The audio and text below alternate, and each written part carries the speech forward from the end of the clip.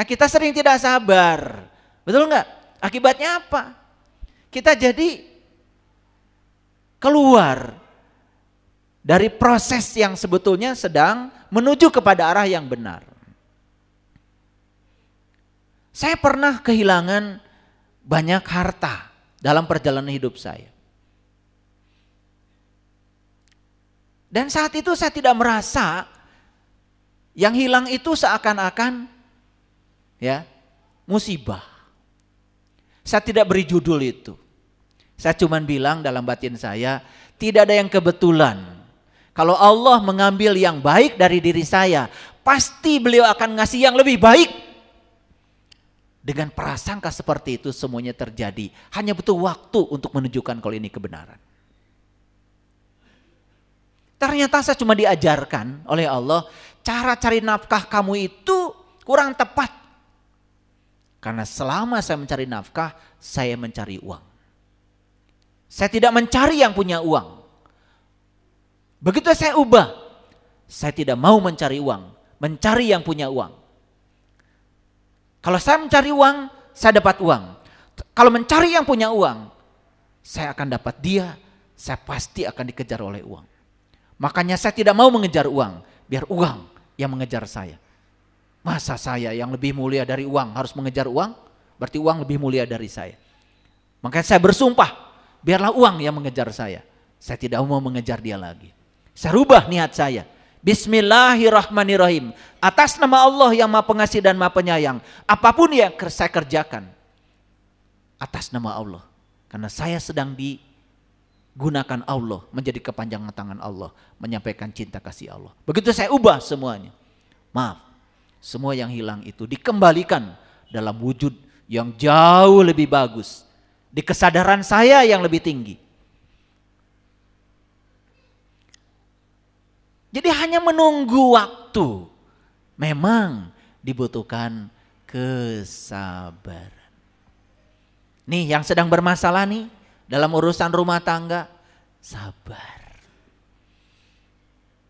Kebenaran akan menunjukkan dirinya, hanya perlu waktu.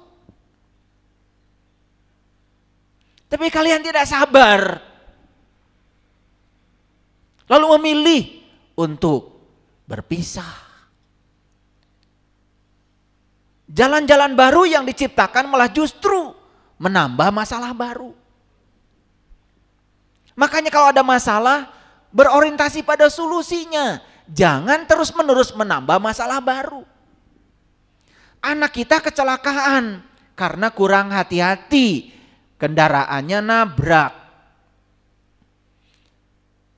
Kemudian anak itu dimarah-marahi, disalahkan. Sudah nambah masalah yang kedua. Kemudian anak itu diusir dari rumah. Nambah masalah yang ketiga. Anak jadi membenci kita, nambah masalahnya jadi 4. Terus masalahnya bertambah karena kita berbasis pada masalah. Coba belajar kalau ada masalah, berbasis pada solusi.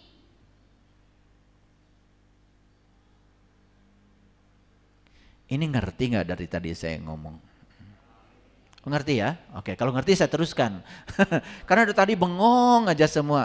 Ini bengongnya ada 2 macam ini, ya. Terlalu jelas atau tidak jelas. Ya, karena terlalu jelas juga jadi makin tidak jelas, ya. Makanya kita tidak bisa melihat bintang siang hari, terlalu jelas. Terkadang kita baru bisa melihat bintang kan malam hari, perlu kegelapan. Makanya gelap itu jangan disalahkan. Karena untuk melihat cahaya itu perlu gelap. Jadi kalau ingin tahu seberapa tinggi iman kita, seberapa tinggi kesadaran kita, seberapa tinggi ilmu agama kita, nggak usah jauh-jauh. Nggak usah jauh-jauh. Nggak usah jauh-jauh. Lihat respon kita terhadap semua yang terjadi di sekitar kita. Di situ ilmu kita akan kelihatan, tinggi rendahnya. Karena untuk tahu lampu ini berapa watt cahayanya, harus diuji dengan kegelapan. Dan kegelapan yang dihadirkan di sekitar lampu itu sekedar untuk menguji berapa besar intensitas lampu itu. Makanya jangan buru-buru mengatakan saya beriman, ilmunya tinggi, ahli surga. Ntar dulu. Di Quran dikatakan, kamu tidak bisa mengatakan aku telah beriman sebelum aku mengujinya. Tapi tatkala ujian itu datang, malah kita lari dari kelasnya. Makanya kalau saat soal ujian dibagikan kita lari dari kelas, boro-boro dapat nilai, pasti tidak lulus, bahkan didiskualifikasi. Betul. Nah kita ini sok-sok beriman, sok-sok ilmunya tinggi, sok-sok sudah jadi matahari, padahal lilin kecil pun bukan. Coba lilin lihat itu. Dengan kecentilannya.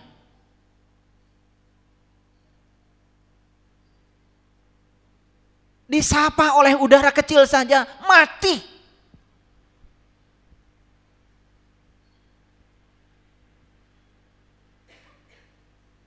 Makanya kalau ingin tahu ilmu kita tinggi, jangan pergi ke hutan. Jangan pergi ke tempat menyendiri. Justru kita harus diuji oleh keramaian. Kita perlu banyak orang untuk melihat profil emosi kita, profil energi kita. Paham?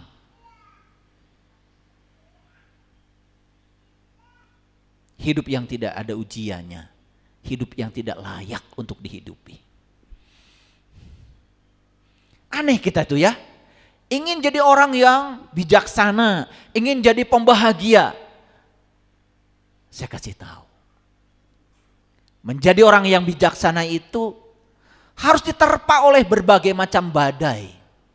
Karena kebijaksanaan itu hanya bisa diantar oleh badai. Hidup itu bukan Doraemon.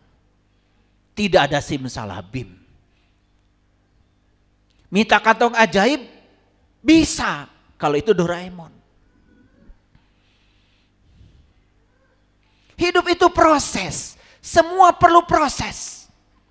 Dan kalau kita tidak mau menceburkan diri dalam proses itu, kita tidak akan jadi siapa-siapa. Aduh, kehilangan rumah 1 aja udah oleng. Saya 5 rumah hilang.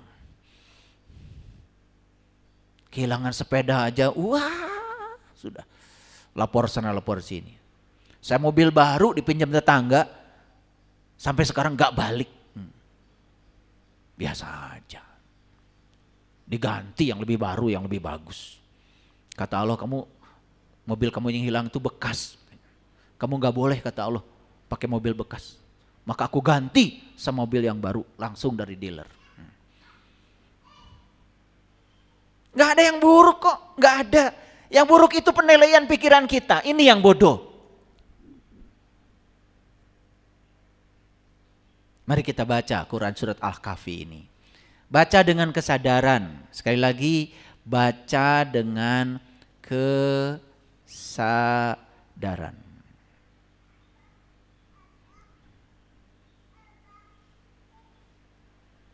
Kelihatan dari belakang. Saya bacakan ya ayatnya.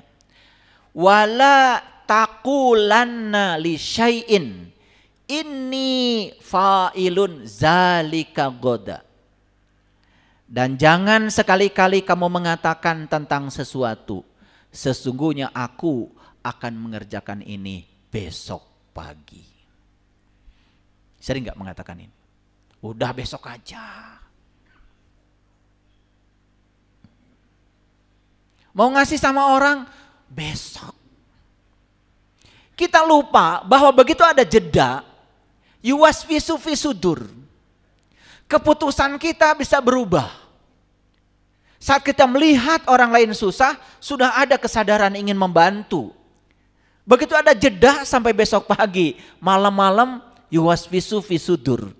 Ada yang berbisik pada kesadaran kita. Enak aja. Bisa jadi yang sudah diniatkan saat ini, besok tidak terjadi. Saya mau tanya jujur ya, sering mengalami itu? Hebat sekali Quran itu. Wala taqulanna li syai'in inni fa'ilun zalika goda.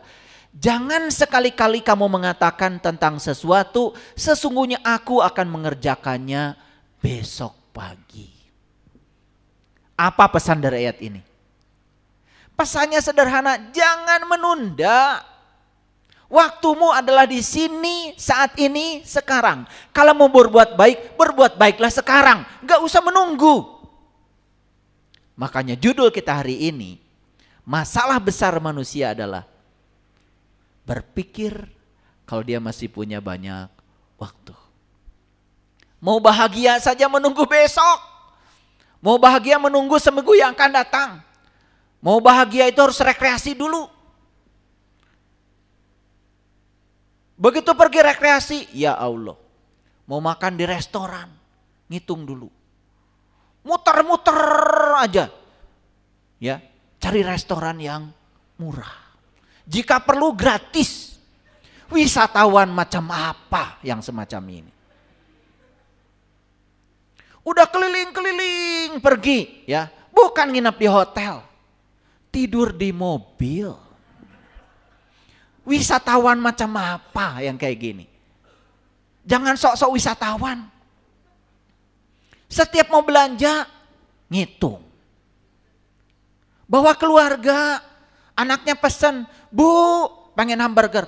Mahal.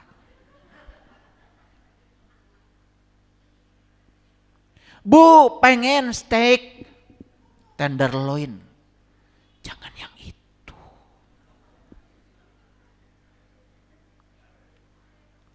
Harganya kalau dihitung sama dengan 10 kilogram beras.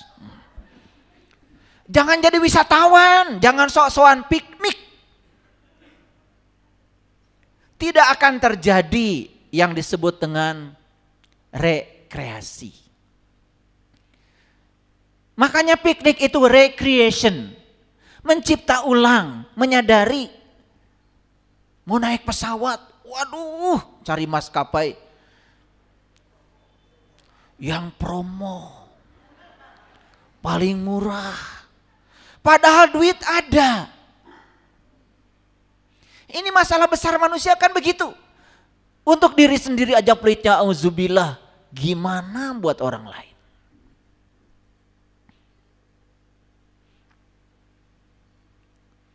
Saya pernah menjebak cerita. Tadi pagi saya kedatangan panitia masjid. Perlu biaya 2M. Ya udah, saya tanya udah ada yang nyumbang belum? Belum. Udah saya ngasih contoh 50 juta. Ih, ayah nggak sayang katanya. Saya bilang, memangnya saya ngasih masjid, kan saya ngasih diri saya sendiri. Karena tidak ada pemberian buat orang lain kalau bagi saya. Semua pemberian buat saya. Dan kalau saya ngasih besar, berarti saya ngasih buat saya besar. Wajar buat saya kok. Saya nggak ngerti itu yang suka nyumbang kecil sekali. Pengumumannya harus besar. Padahal duitnya banyak. Ini masalah, ini masalah. Jadi masalah besar manusia adalah dia berpikir kalau dia masih punya banyak waktu.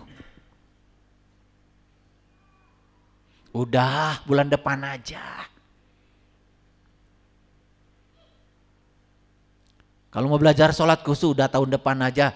Nunggu pensiun dulu supaya lebih tenang. Dikiranya pensiun membuat tenang. Tenang macam apa? Karena sudah tidak bekerja lagi, malah justru ketika dia tidak punya pekerjaan, bisa jadi lebih stres bahkan. Betul nggak? Nah, kenapa Allah dengan cerdasnya mengatakan, jangan sekali-kali kamu mengatakan, sesungguhnya aku akan mengerjakan ini besok pagi. Jangan sederhana, besok pagi kamu belum tentu masih hidup. Nih yang pada punya uang di dompetnya, yang tabungannya banyak, gak usah nunggu besok kalau mau nyumbang. Keluar dari sini, pencet HP-nya, nyumbang. kalian itu menunda dan terus menunda. Itu adalah kesombongan. Seperti biasa, kenapa judul ini kok yang hadir orangnya ini?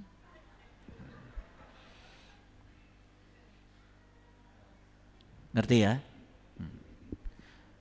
Memang harus diomelin kata Allah ini orang-orang ini. Ini judul bukan buat orang yang tidak di sini. Makanya di Quran surat Yasin dikatakan, ya, aku hanya bisa memberi peringatan kepada mereka yang mau diperingati. Kan itu di Quran surat Yasin. Yang bisa diperingati hanya mereka yang mau. Yang gak mau yang gak ada di sini. Dan semua yang mau dan datang ke sini. Kenapa judul ini kok pas saya hadir?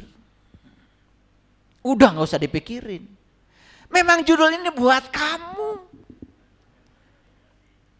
Paham ya? Iya. Karena kamu modelnya memang seperti ini. Saya tuh kadang-kadang gak tahu ya. Mau ngomong apa hari ini kalau gak ditanya sama tim. Ayah besok judulnya apa? Males ngasih judul itu sebetulnya.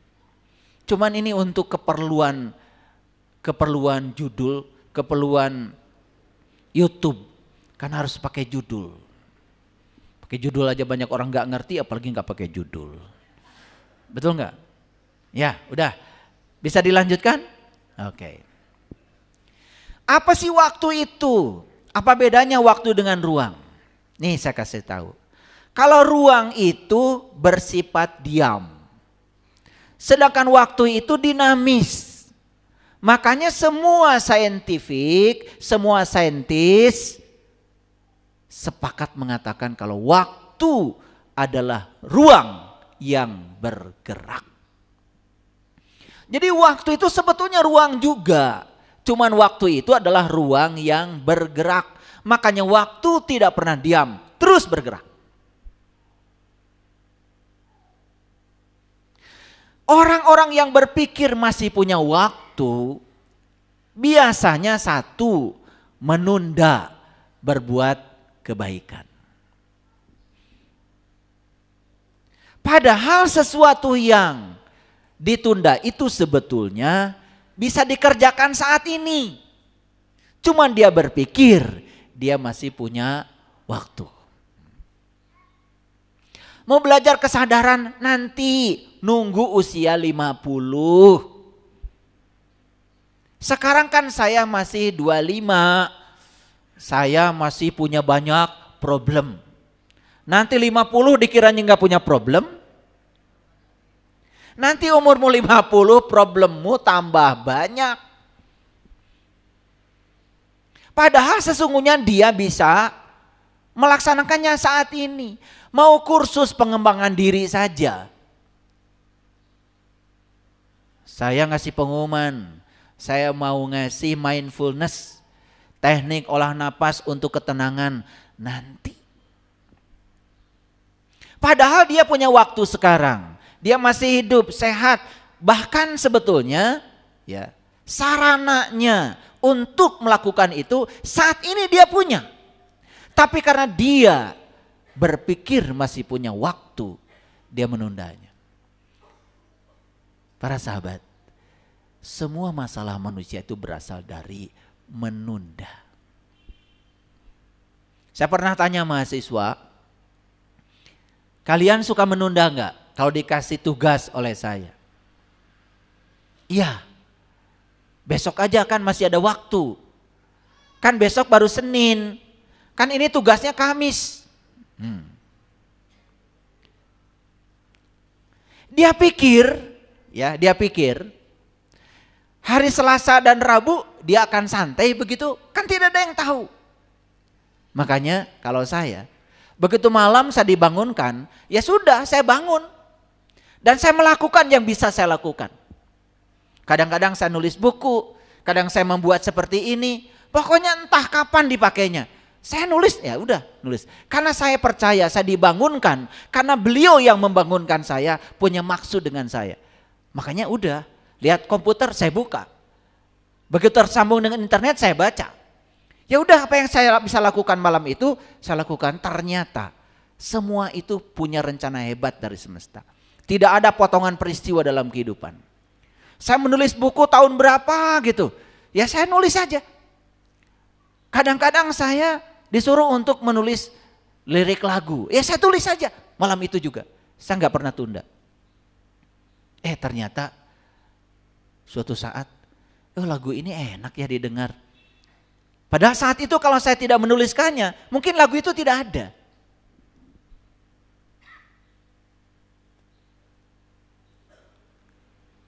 Jadi pesannya sudah tertangkap. Awas ya, kata Allah. Jangan sekali-kali kamu mengatakan besok masih ada waktu. Aku akan melakukannya besok. Jangan. Yang bisa dilakukan sekarang, sekarang saja. Punya uang mau ngasih orang, ngasih aja sekarang. Sebelum kesadaran kita digoda oleh pikiran gelap kita sendiri. Jadi sumber masalah kita itu sebetulnya kita sering melakukan tindakan yang koruptif terhadap waktu. Jadi kita ini sebetulnya sering menunda-nunda karena kita berpikir masih punya waktu. Itu sebetulnya sudah korupsi terhadap waktu.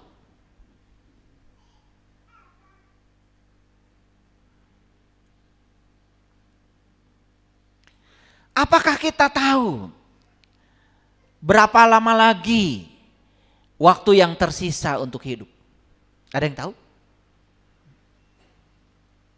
Ternyata merasa masih ada waktu itu sudah suatu kesombongan. Bukan sekedar akan menimbulkan masalah. Nih saya kasih tahu ya. Dulu yang masih mudanya suka menunda-nunda waktu untuk belajar.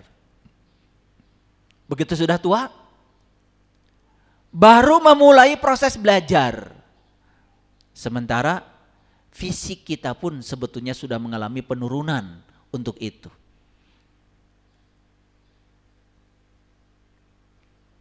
Hadirin.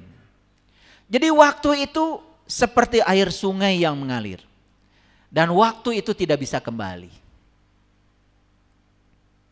Saya pernah mengajak para sahabat di komunitas kita ini untuk meditasi air sungai.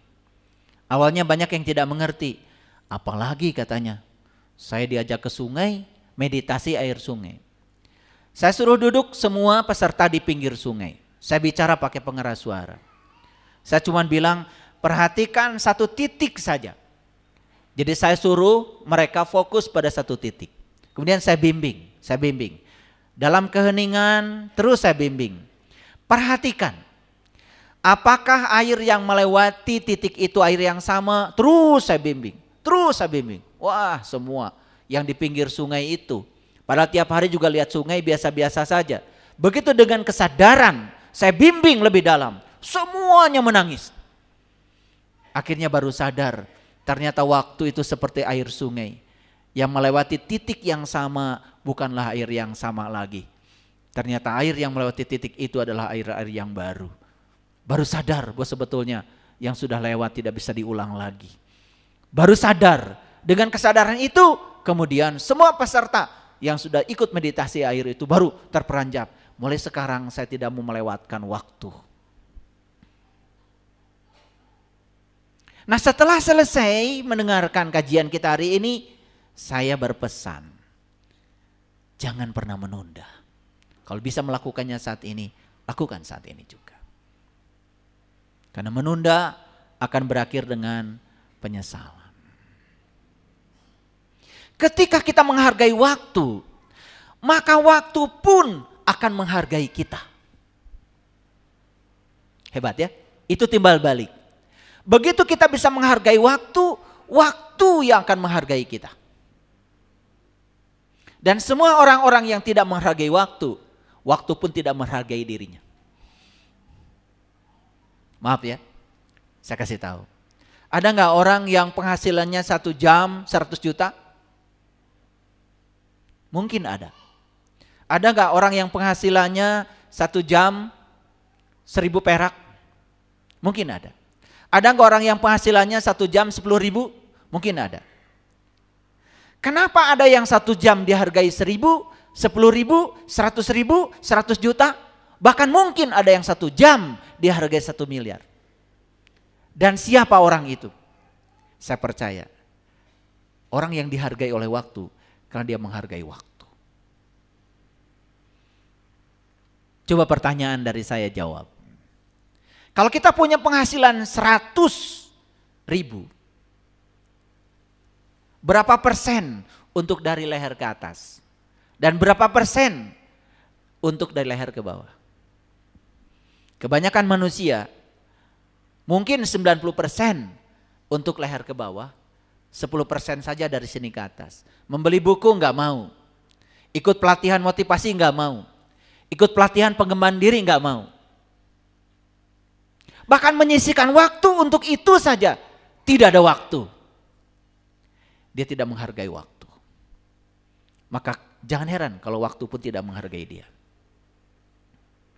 Orang yang menghargai waktu, setiap detiknya dia gunakan untuk sesuatu yang bisa mengembangkan dirinya. Dia akan berharga mahal. Akan berharga mahal. Coba, ada gak seseorang yang berbicara di sebuah forum publik, untuk 1 jam dia berbicara dihargai mahal? Ada? Ada orang yang berbicara di forum publik, boro-boro ada orang yang mau dengar dia ngomong. Ada? Kenapa orang bisa berinvestasi dan membayar dia 1 jam berapapun dibayar? Karena dia menghargai waktu. Dia belajar, meningkatkan kualitas diri, dan suatu saat waktu yang menghargai dia. Paham? Ada gak yang 1 hari dari jam 8 pagi sampai jam 4 sore penghasilannya 150.000? Ada? Ada. Bekerja dengan otot. Tapi ada orang yang dari jam 8 pagi sampai jam 4 sore mungkin 150 juta. Karena dia lebih kreatif lagi. Dia belajar mengembangkan diri. Bayangkan, waktu saja sudah menghargai dia berbeda.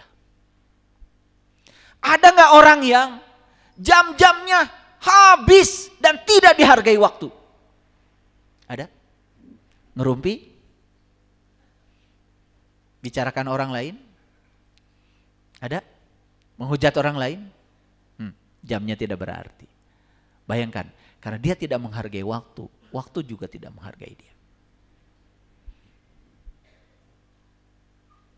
Satu pertanyaan lagi sekarang pada diri kita. Oh, berarti selama ini kenapa saya berjam-jam, berhari-hari, berbulan-bulan, tapi hidup saya tidak produktif? Kenapa waktu tidak menghargai saya? Gak usah tanya siapa-siapa, karena Anda tidak pernah menghargai waktu.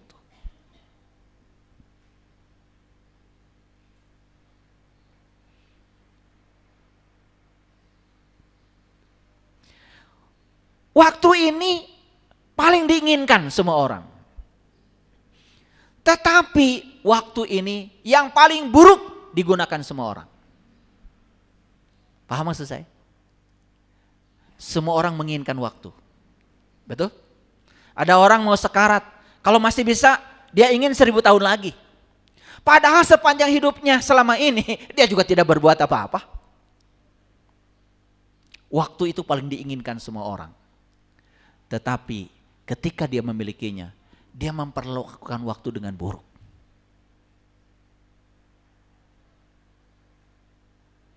Saya kalau tanya semua yang hadir di sini, ingin gak umurnya panjang? Pasti, ingin kan? Tapi kalau saya tanya, umurmu yang Allah berikan kepadamu sampai di usiamu saat ini, kau gunakan untuk apa?